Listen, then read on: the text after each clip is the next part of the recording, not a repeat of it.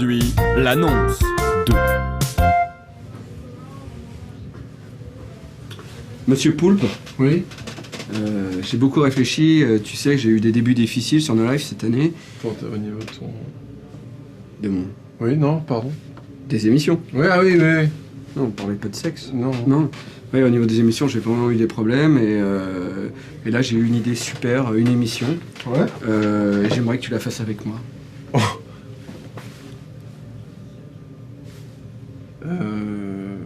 Ok, je suis partant. Super. Content que tu sois dans l'aventure. Ok, putain. Ça va être bien, tu vas voir. Les gens ils vont adorer quoi. Super. En plus, peut-être que du coup, tu mettras un pantalon. C'est-à-dire tu commences déjà à être désagréable. Non, pardon. Excuse-moi. C'est le concept de l'émission. Ouais, non, je comprends. Oh, bah j'ai fait pipi.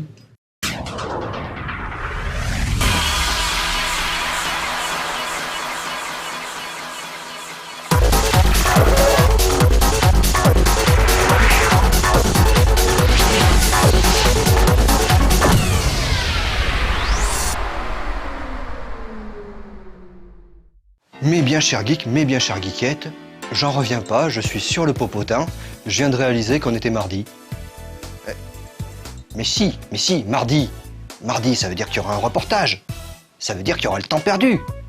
Ça veut dire qu'il y aura le rétro magique. Et ça veut dire qu'au début de tout ça, il y aura des news. Moi, ça me trouve.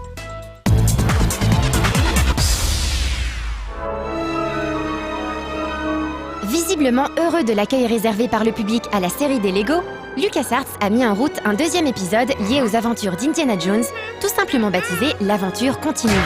Il vous proposera à nouveau de revivre des scènes cultes des 3 premiers films, ainsi que celles tirées du royaume du crâne de cristal. Pas de surprise, le gameplay sera similaire aux autres volets de la série. Le petit plus du jeu, c'est l'éditeur qui permettra de construire soi-même ses propres niveaux. Lego Indiana Jones 2 sort le 20 novembre prochain sur toutes les plateformes du marché, comme d'habitude.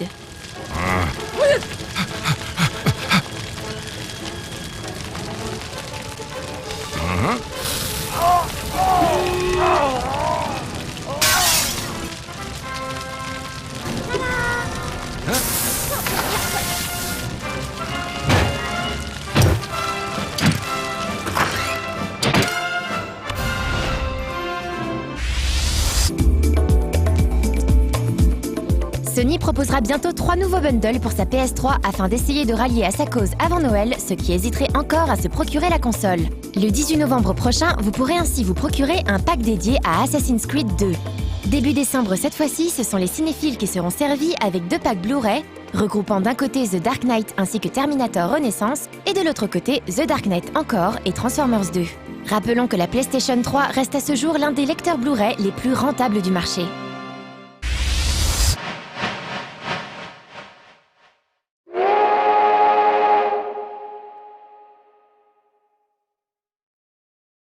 Attendu pour le 11 décembre prochain sur DS, The Legend of Zelda Spirit Tracks est à nouveau à l'honneur avec ce nouveau trailer.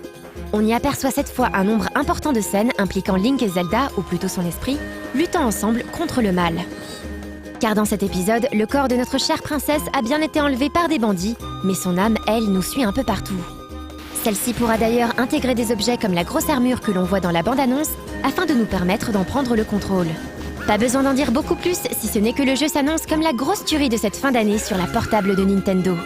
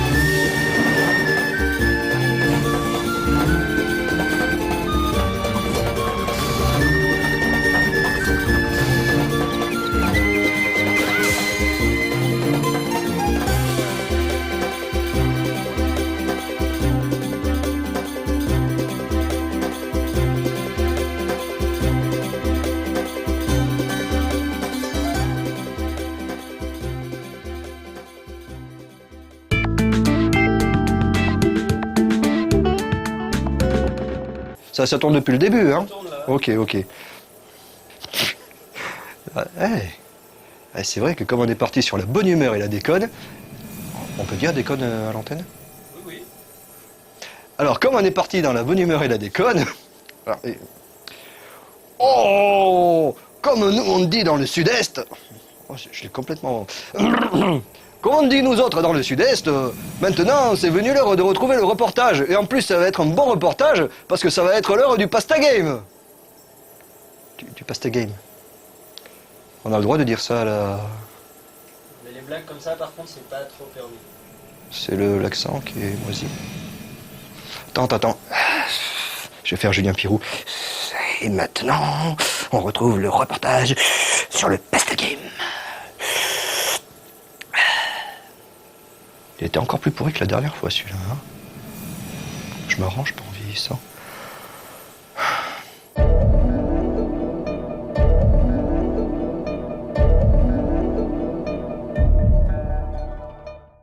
C'est chez Pasta Games, un studio de développement qui partage ses locaux avec un autre studio à échelle humaine, Arcado, que nous avons découvert une production DS aussi originale qu'atypique. Un peu comme si ce quartier abritait un petit groupe d'irréductibles amateurs de 2D branchés rétro gaming, dont la spécialité serait de proposer des game design certes référencés, mais capables de transcender et de jouer de ces références pour proposer des titres originaux faisant usage des spécificités de la portable Nintendo. Pour nous parler de Maestro Jumpin' Music, un jeu de plateforme musicale où l'on gratte des cordes et tout un tas de bestioles rigolotes pour faire sauter un petit piaf, nous avons rencontré Hervé et Nadim. Alors bonjour, je m'appelle Nadim Haddad et je suis faiseur de règles depuis 5 ans déjà. Je m'appelle Hervé Barbaresi, je suis directeur artistique chez Pasta Games.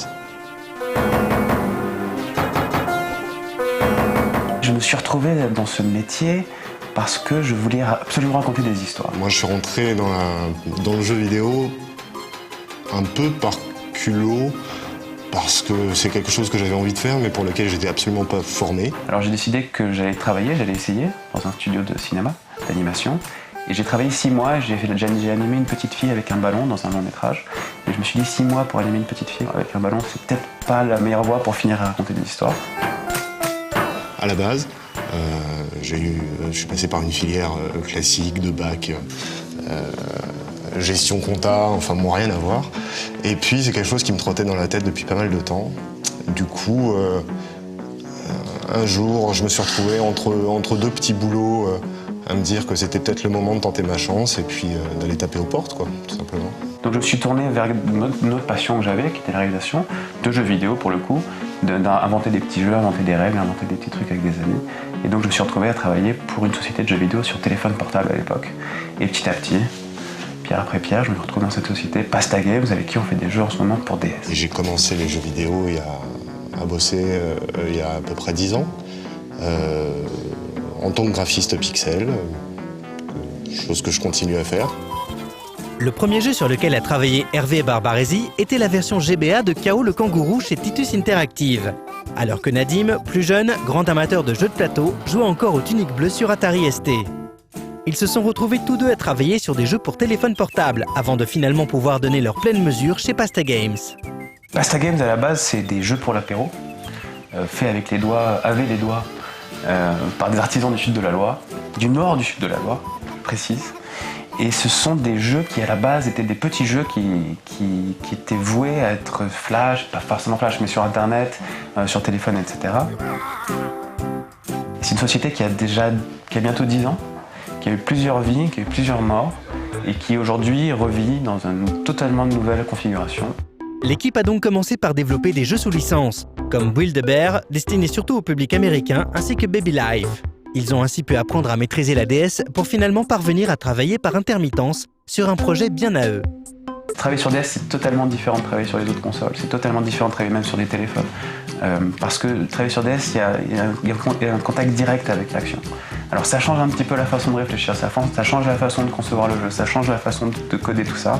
Donc on s'est familiarisé un petit peu avec cet outil, avec cette plateforme grâce à Build-A-Bear, notre premier jeu. Et ensuite on a fait 2 autres jeux à façon. Et pendant ce temps, pendant qu'on développe des jeux pour les autres, pour des clients qui ont des licences, qui ont des envies, qui ont des désirs, etc., on fait notre propre jeu de notre côté, sur notre temps libre. C'est vrai que ça, le fait d'avoir une production un peu morcelée comme ça sur un projet, comme on a eu pour Maestro, ça a quelques inconvénients et ça a des super avantages. On développe les briques du game concept et du prototype très doucement, on prend notre temps pour être fier de notre résultat et pour être sûr que ce qu'on fait va tenir dans la longueur, que c'est pas un gameplay qui est efficace, rapidement, sympathique, mais dont on se passe au bout de 5 minutes. Quelquefois, le fait qu'on ait des pauses imposées par d'autres projets, c'était assez salvateur pour moi. Ça me laissait pas mal de temps pour réfléchir et je savais que le jour où j'avais la possibilité de m'y remettre, ça sortirait plus facilement que si j'avais dû enchaîner sans pause. C'est pour ça qu'on a pris beaucoup de temps, on a pris quasiment 2 ans de recherche et de développement sur ce projet pour être certain que notre prototype non seulement était amusant à jouer en tant que prototype, mais permettrait de faire un jeu complet qui tienne la route sur le long terme. L'idée de Maestro est partie au tout début d'un jeu sur téléphone portable développé auparavant dans l'une des autres vies de l'équipe qui constitue aujourd'hui Pasta Games. Mais très vite, ils se sont éloignés du principe de ce jeu de plateforme à une seule touche pour tenter une nouvelle approche beaucoup plus ambitieuse et musicale.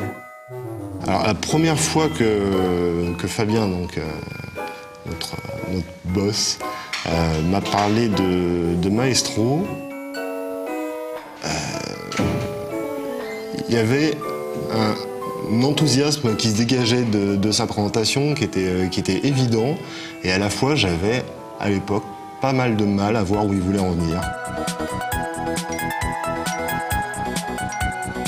Après cette première réunion autour de ce projet-là, je suis rentré chez moi, j'ai commencé à gamberger et à ramasser toutes les pièces de puzzle qu'il avait pu me lancer pendant l'entretien et à me dire mais à quoi ça va ressembler au final.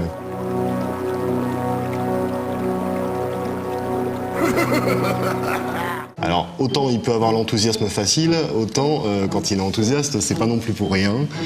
Et du coup ouais, j'étais assez curieux de voir ce que ça allait bien pouvoir donner, quoi. Et je sentais que c'était une production qui allait être particulière dans la mesure où on avait un point de départ qui était assez fort. Dans ce jeu, on contrôle tout sauf le personnage. On contrôle la totalité de l'environnement. C'est-à-dire que tout ce que vous allez voir dans le jeu, tous les ennemis, tous les acteurs, toutes les cordes, tout ce qui va apparaître, on peut interagir avec. Et tout ce avec quoi on peut interagir va faire du son. Il va participer à la construction de la musique, va participer à la construction de la mélodie.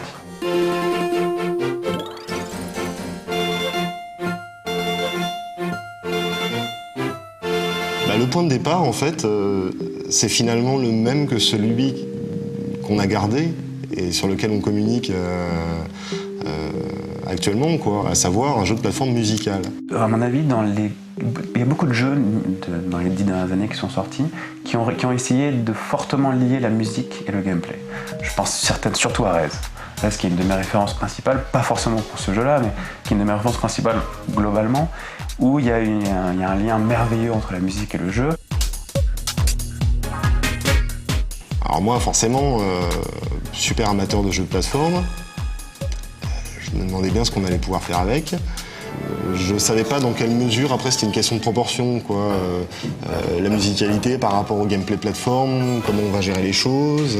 Ça s'est construit tous ensemble. En fait, au tout début de ce projet, on a fait de la R&D qui est très amusante, avec Julien Aralcouk qui a travaillé beaucoup sur ce projet et qui a passé 3 mois à faire un système de cordes physiques. Avec le stylet, c'est-à-dire qu'on gratte la corde et c'est un vrai élastique. Il envoie vraiment le personnage là en fonction de comment on a tiré. On a fait beaucoup de différentes itérations de ce petit moteur, de cette petite simulation de cordes physiques, jusqu'au point où on s'est retrouvé à se dire ça sert à rien de travailler sur le personnage directement et de le faire descendre pour le faire monter, parce qu'au début c'était un peu comme on travaillait sur le palais, c'est-à-dire qu'on prenait ce palais, on le tirait, ça tendait l'élastique, et ensuite on lâchait et c'est le personnage qui partait. Donc on avait un contrôle encore sur le personnage. Les chemins différents qu'aurait pu prendre le projet, c'était une question de dosage en fait, quoi. Disons qu'on peut très rapidement tomber dans quelque chose de super abscon avec ce genre de jeu, quoi.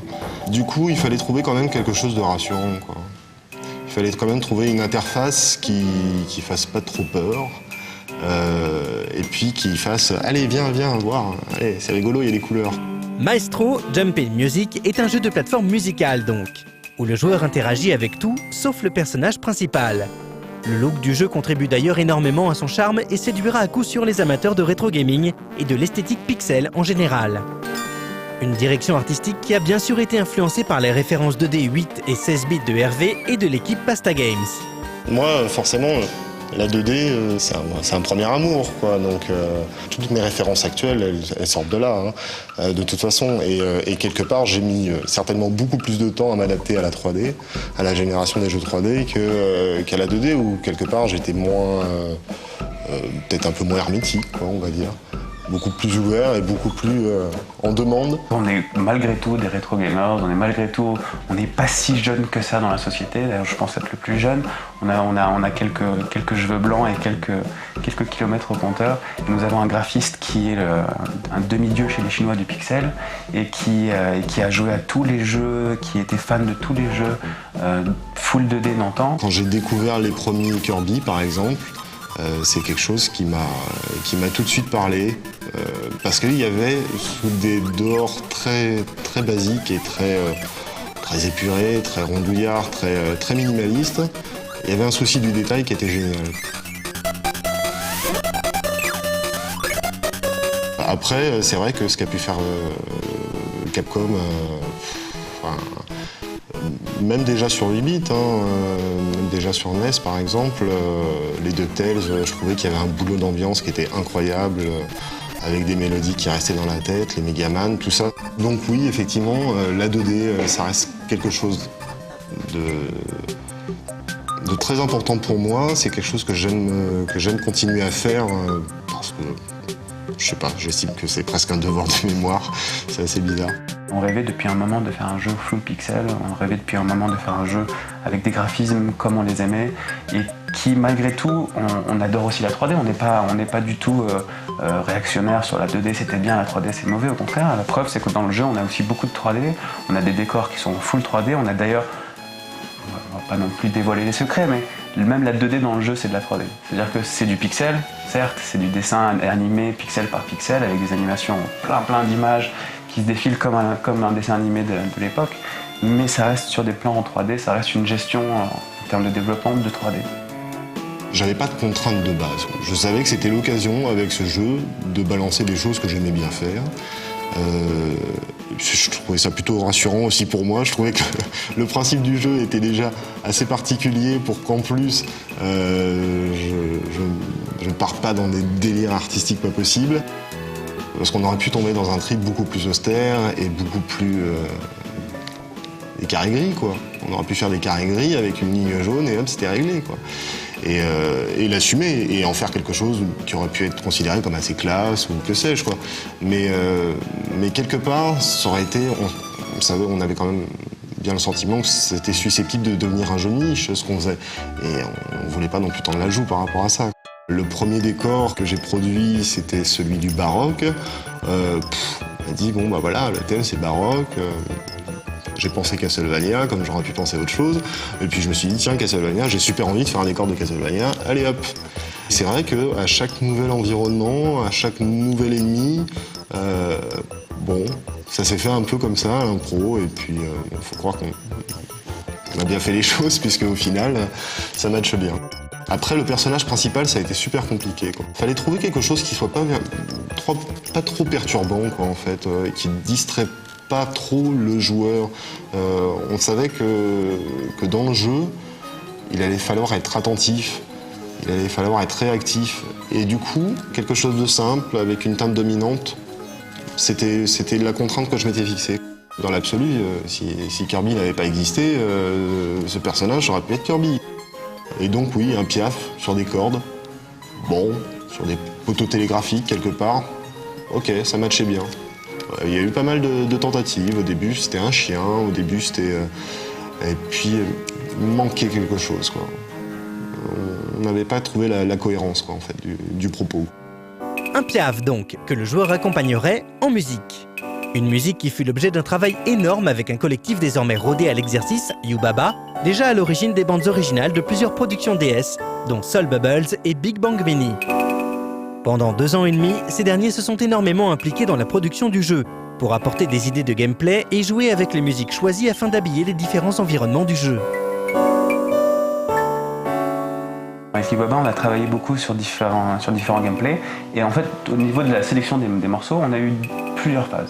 Donc on a eu une première phase où on a sélectionné tous les morceaux qui étaient libres de droit. Et on a décidé donc de construire tout notre jeu autour de ces musiques-là, jusqu'au moment où on a eu la possibilité de rencontrer EMI Records, qui nous a proposé un catalogue de musique contemporaine qui va de Jackson 5 à Screaming Jay Hawkins, en passant par Fame ou par Le Bon, la Brute et le Truand ou Les 7 Mercenaires. On a sélectionné dans cette liste de musique EMI des morceaux qui fonctionnaient très bien avec nos univers. On a eu 2 raisons principales pour lesquelles on a décidé de prendre des musiques existantes.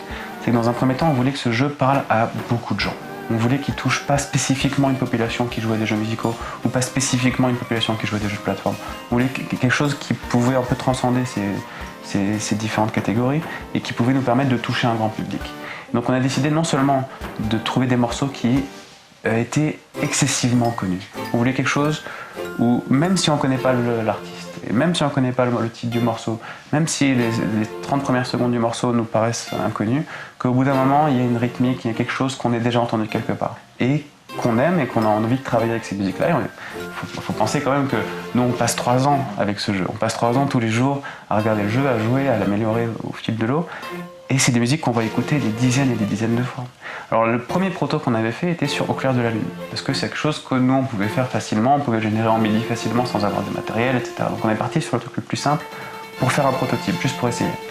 Et au bout de 2 semaines Au clair de la lune, c'était plus possible, c'était impossible. Donc on a décidé tout de suite de partir sur des musiques qu'on aimait bien, des musiques un peu sympathiques, des musiques un peu joviales. Maestro, Jumpin' Music est un vrai régal, et ce pour plusieurs raisons.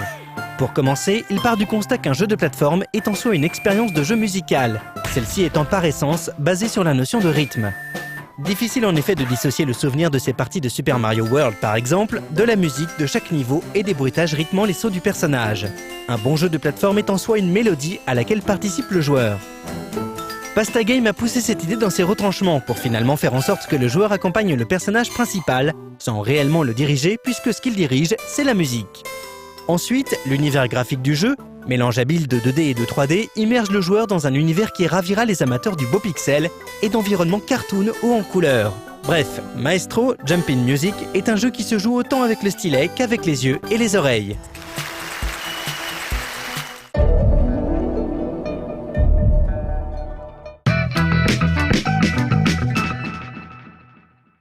Et c'est vrai qu'en plus, demain, c'est le 11 novembre. Alors là, on a de la chance parce qu'on va rester chez nous tranquillement, on va pouvoir jouer aux jeux vidéo. Malheureusement, Nicolas Robin, comme je dis ici souvent, il peut quand même toujours se brosser parce que les jeux qui nous présentent en temps perdu, c'est vrai que c'est mieux encore d'y jouer au travail. C'est tellement grisant, tellement défendu.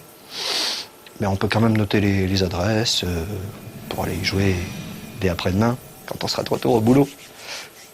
Pour ceux qui ont encore un boulot. Ouais. Enfin, temps perdu.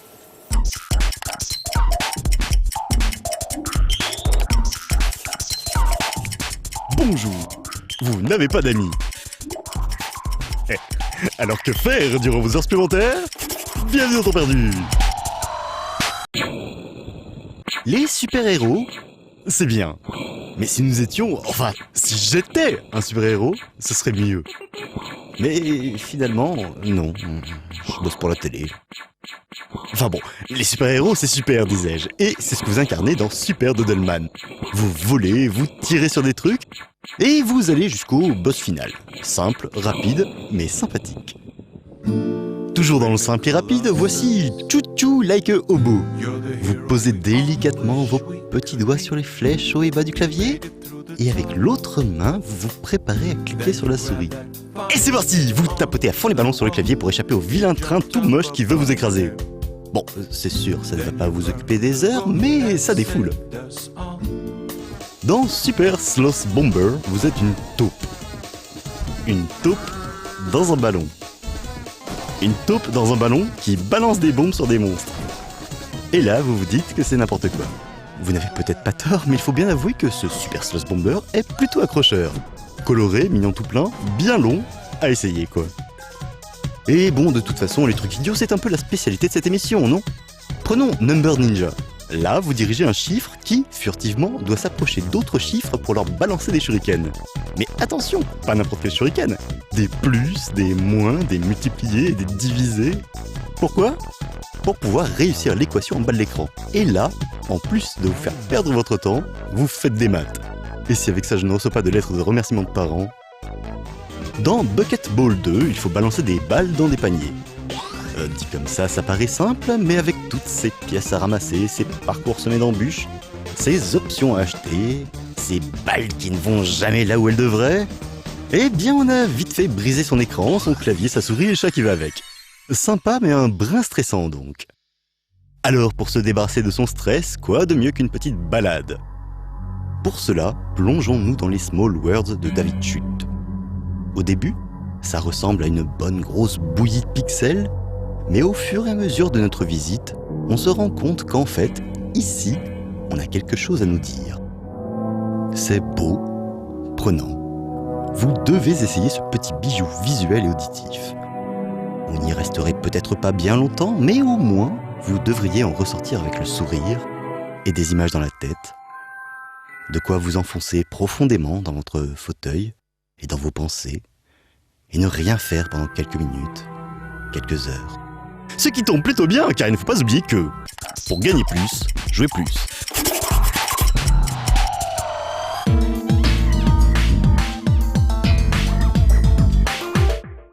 Le rétro est magique. Alors c'est rétro est magique sur F0 ?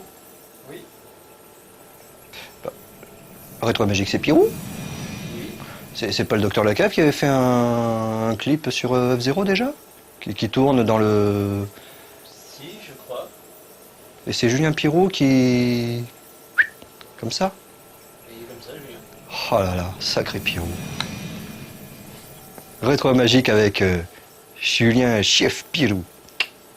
Ah, il est balèze quand même, hein. Il lui a tout piqué à la cave. La cravate, les lunettes. Oh, tu crois que ça va partir en baston quand même, le face à face ?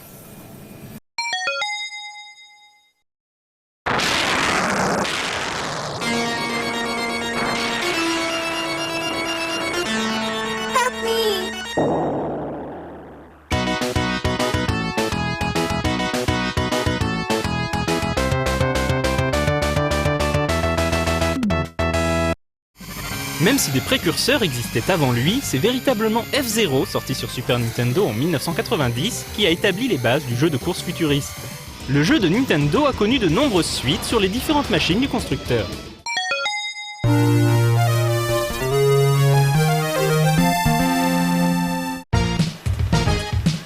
F0 dépeint l'univers impitoyable des courses intergalactiques du lointain 26e siècle. Créée par de riches marchands de l'espace, la compétition F0 est la discipline sportive la plus rapide et la plus dangereuse de la galaxie. Des pilotes, humains et aliens, s'y affrontent à des vitesses prodigieuses pour tenter de remporter le trophée et ainsi devenir une véritable légende dans tout l'univers. Entièrement réalisé en mode 7, F0 était l'un des premiers jeux disponibles sur Super Nintendo et faisait également office de démo technique pour les capacités graphiques de la console. Sa vitesse et sa fluidité en faisaient un jeu très impressionnant pour l'époque. Mais c'était également un jeu de course très bien conçu, nerveux, avec beaucoup d'idées originales. Par exemple, à partir du deuxième tour de course, les vaisseaux avaient accès à des boosters en quantité limitée pour propulser l'engin à des vitesses encore plus vertigineuses. Le tracé des courses était également vicelard, avec quantité de virages à angle droit et autres sauts de la mort.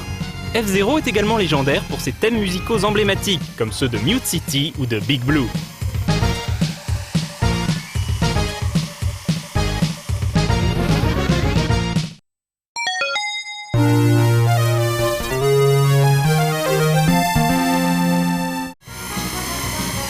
Plus qu'une suite à proprement parler, F-Zero 2 était plutôt une collection de véhicules et de circuits supplémentaires, mais ne changeait rien au gameplay de F-Zero. Il s'agissait d'un des titres Nintendo distribués au travers du Broadcast Satellaview, le système de jeu par satellite de la Super Nintendo.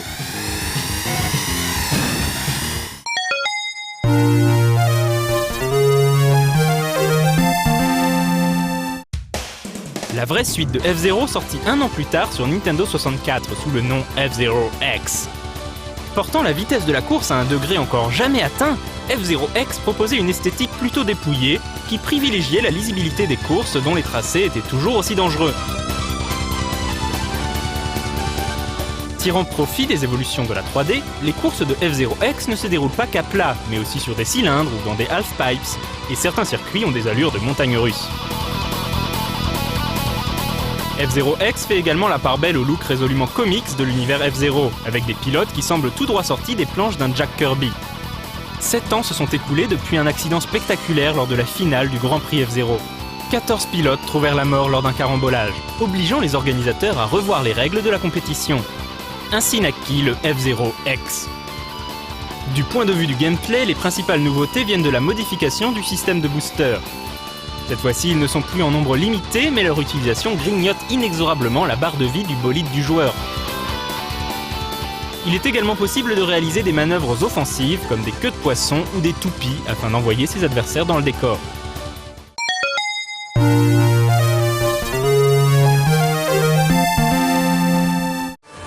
Maximum Velocity marque le grand retour de F-Zero, cette fois-ci sur Game Boy Advance, dans un jeu très similaire aux versions Super Nintendo. Le jeu se déroulait en 2585, soit 25 ans après le premier F-Zero. Du coup, les compétiteurs sont tous des petits nouveaux. Le gameplay, lui, n'a rien de nouveau, et renoue même avec celui du tout premier F-Zero, avec ses boosters en quantité limitée.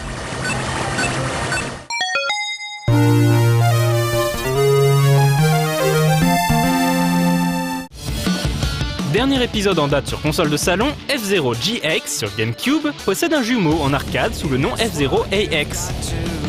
La version arcade est le fruit d'une véritable union sacrée historique dans le monde du jeu vidéo, puisqu'il réunit les talents de Nintendo, Sega et Namco. Les deux versions sont tout à fait similaires et pour cause, le système d'arcade de F-Zero AX, baptisé Triforce, est basé sur une architecture de GameCube. Plus concrètement, le développeur du jeu n'est autre qu'un studio de Sega Amusement Vision, entré dans la légende pour son célèbre jeu Daytona USA. Le moins que l'on puisse dire, c'est qu'ils firent honneur à la série de Nintendo.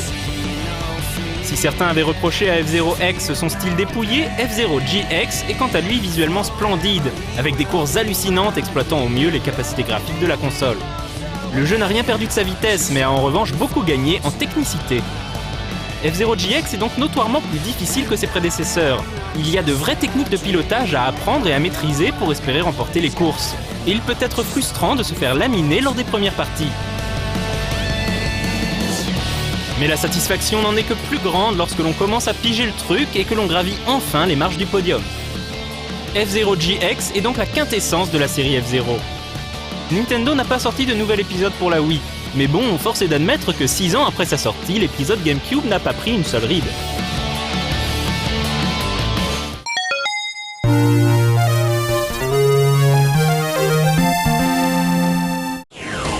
On terminera ce Retro & Magic en mentionnant 2 épisodes un peu particuliers, F-Zero Grand Prix Legends et F-Zero Climax, sortis sur GBA respectivement en 2003 et 2004. Ces 2 épisodes, au demeurant excellents, sont basés sur la série animée de F-Zero, qui reste inédite dans nos contrées.